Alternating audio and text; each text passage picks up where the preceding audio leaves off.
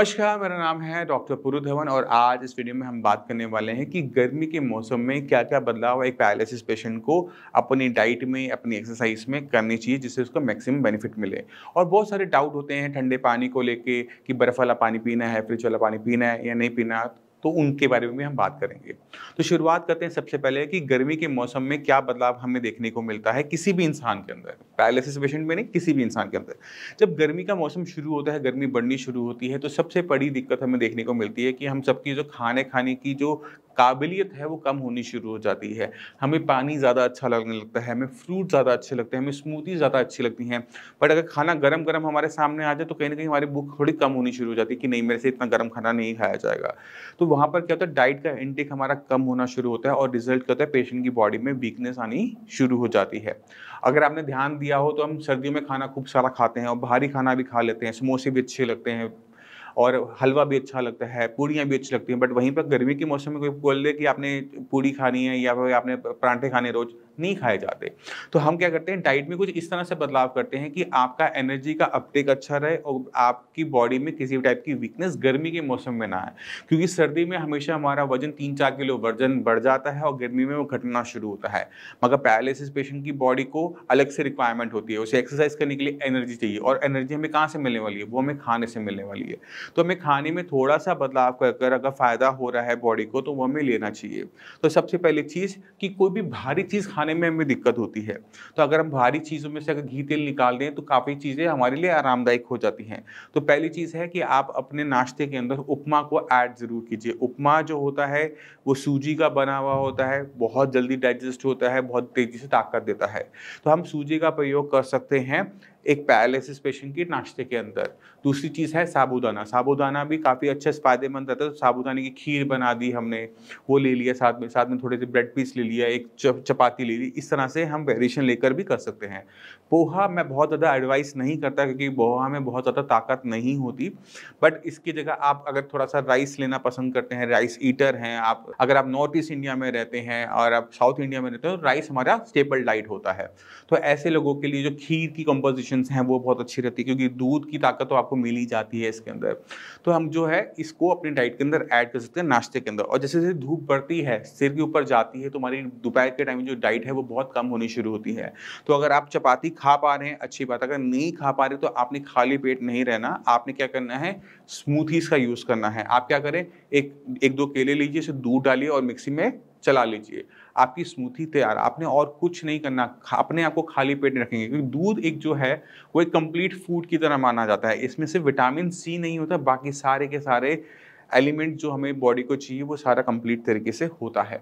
तो आप क्या करेंगे, दूध पे अपनी जो निर्भरता है, वो बढ़ा देंगे। आप गर्म दूध लेने के लिए नहीं कह रहा मैं आपको, आप ठंडा दूध ले सकते हैं। जो एक रूम टेम्परेचर पे ठंडा दूध है, उसका यूज़ करते हुए भी हम आगे बढ़ सकते हैं, ताकत ले सकते हैं।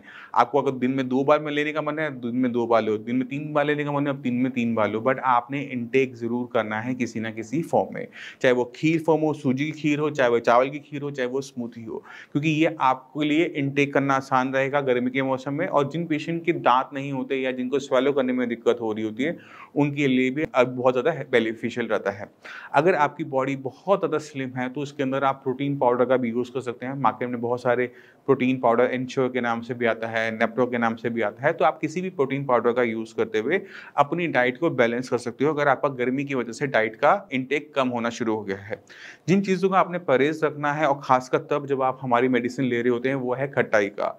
तो जैसे हम आम हैं, जो इस मौसम में बहुत अच्छा आता है, तो इसका यूज़ आपने बिल्कुल नहीं करना क्योंकि जब भी आप खट्टा खाएँगे हमारी मेडिसिन के साथ, तो वो मेडिसिन वर्क नहीं कर पाती हैं। तो हम चाहते हैं कि आप जब तक हमारे ट्रीटमेंट के अंदर हैं, तो किसी भी टाइप की खटाई का प्रयोग किसी भी मौसम में ना करें। अब एक सवाल हमारे सामने बहुत कॉमनली पूछा जाता है, जैसे गर्मियाँ होनी शुरू होती है कि डॉक्टर साहब फ्रिज का पानी पी लें, एसी में बैठ जाएँ, तो इसको भी हम आज इसी वीडियो में डिस्कस कर लेते हैं। तो पहली चीज़ आपको समझना है कि ठंडे पानी से आपके लकवे का कोई लेना-देना नहीं होता। मगर फिर भी हमारे माइंड में डाउट चल रहा होता है क्योंकि हमने आस-पास से सुना होता है कि इस पेशेंट को बर्फ़ वाला पानी मत दो, फ्रिज वाला पानी मत दो। आप मत दो। मैं एडवाइस करता हूँ अपने पेशेंट को कि गर्मी का मौसम है, पानी का इंटेक ठीक रहे तो ठंडा ही पीना पड़ता है, गर्म पियोगे तो पानी का इंटेक जो हमारी पीने की क्षमता है वो कम हो जाती है। तो आप क्या करें, आप घड़े का जो पानी होता है उसका यूज़ कीजिए। घड़े के पानी में इतनी ठंडक होती है कि पानी पीने में बहुत अच्छा लगता है, बट आपकी बॉडी को किसी टाइप का नुकसान नहीं पहुंचाएगा, ना सर्दी होगी, ना खांसी होगी, ना जुकाम होगा ठंडे पानी से। तो इसका हम यूज़ कर सकते हैं किसी भी पैरालिसिस पेशेंट के लिए।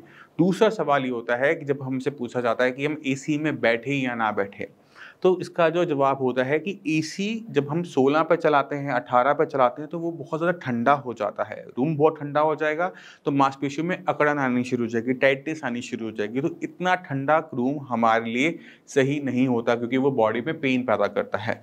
तो किसी भी इंसान को, ये नहीं कि सिर्फ पैरालिसिस पेशेंट हो, किसी भी इंसान को अपने बॉडी टेम्परेचर को, मतलब गर्मी के अंदर जो रूम का टेम्परेचर होना चाहिए वो 25, 26, 27, ये 3 डिग्री आप याद रखो, 25, 26, 27।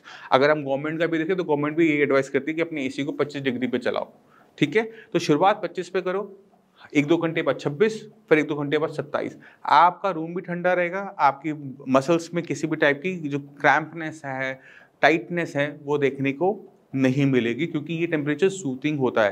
क्योंकि ये टेम्परेचर वो है जब बारिश हो जाती है, मौसम थोड़ा सुहाना हो जाता है, ये वो सुहाना वाला टेम्परेचर है।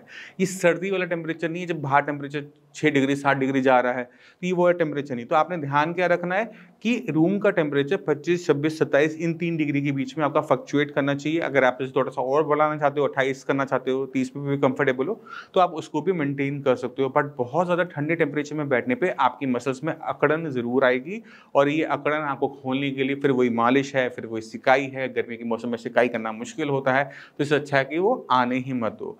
कुछ पेशेंट एक गलती और करते हैं कि वो गर्मी में भी धूप सेक रहे होते हैं, तो गर्मी में धूप सेकने के लिए धूप में जाके बैठने वाला काम प्लीज़ मत कीजिएगा।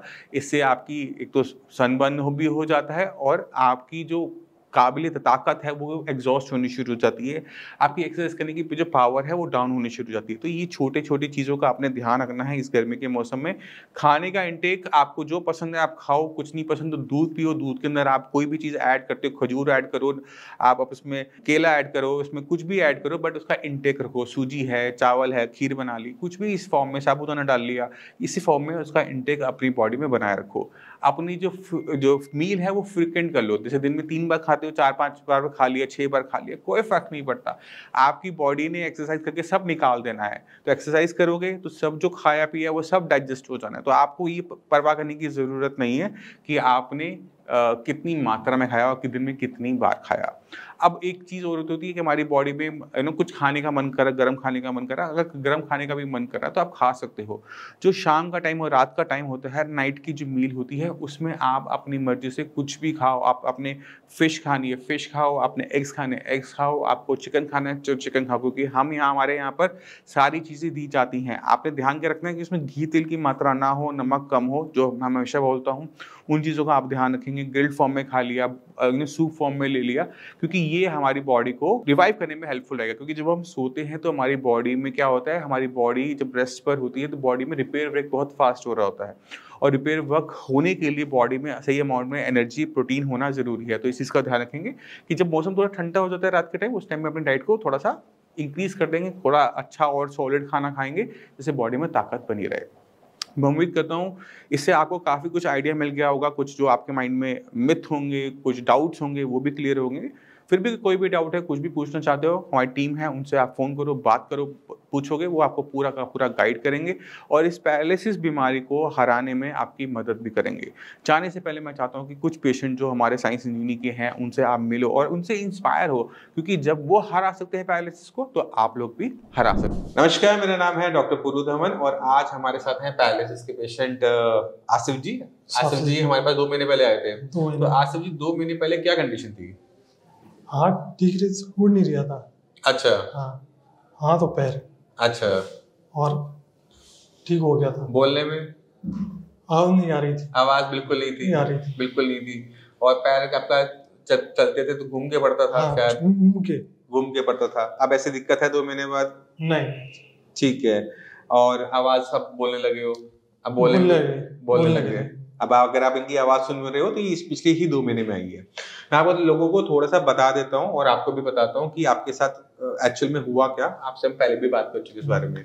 तो जब आपका ये हुआ था क्लॉट की वजह से आपके जो दिमाग के अंदर खून का जो फ्लो था ना, वो रुक गया था, जिसकी वजह से ब्रेन के जो हिस्से आपके राइट साइड के हाथ पैर को चलाते हैं, जो आपको आवाज देते हैं, वो उन्होंने काम करना कर दिया बंद।